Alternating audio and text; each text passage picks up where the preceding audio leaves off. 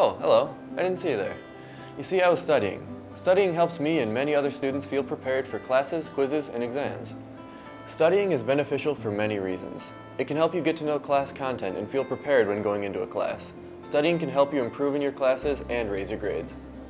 If you know the content, taking exams is much easier. You should set a few goals before you begin to study and set out a timeline so that you can manage your studying time wisely. Many college professors have great recommendations on study tactics and the amount of time you should spend studying. And I think the benefits of studying are that they're a great stress relief, actually, because if a student, unfortunately comes to an exam or a quiz and they're not really prepared, it can really, exasperate their level of stress. But if they have studied and they are prepared, I think it's a great stress relief knowing that they've done what they could to, do the best they can on that particular exam or quiz. Studying, I think, really helps ingrain a type of discipline in a student. So it not only is it helping with that subject matter, but it's more a lifelong skill. The ability to manage time in a disciplined manner, I think, would be a skill that can help students throughout their lives.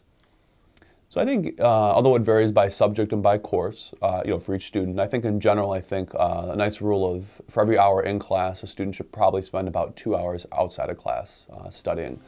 That would be my recommendation. Taking the advice of your professor will definitely help improve the understanding of course content. Many students have different study tactics. I myself like to sit in the study lounge here or in another quiet place around campus.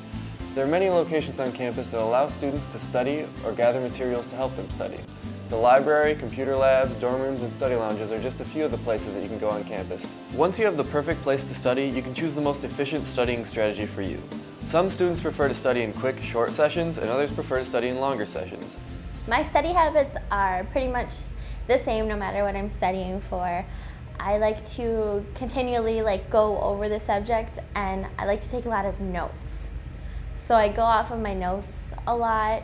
I'll reread them, and sometimes I'll rewrite them if I really feel like I need to learn the information. And generally when I read assigned readings, I will take notes at the same time, and then I'll kind of combine those notes with the lecture notes that I get, and then I'll go over those notes when I have a test.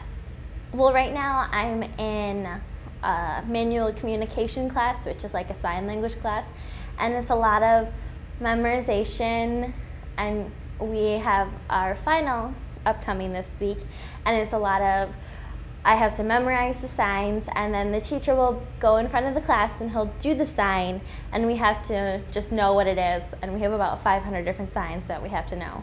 So it's a lot of studying right now.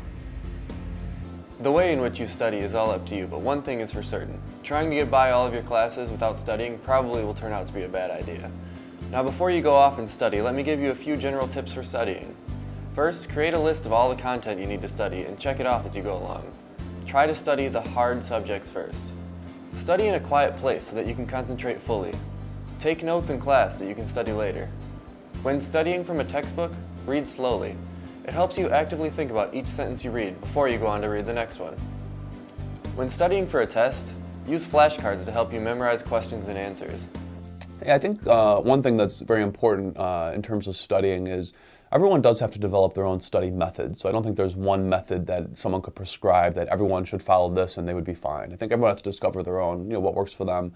But one thing I have noticed, and I've noticed it myself when I was a student as well as now, is that I think in general, long study sessions at the end before a quiz or an exam, right before you take them, are usually not the best. I think the best type of study method is shorter periods that are more frequent.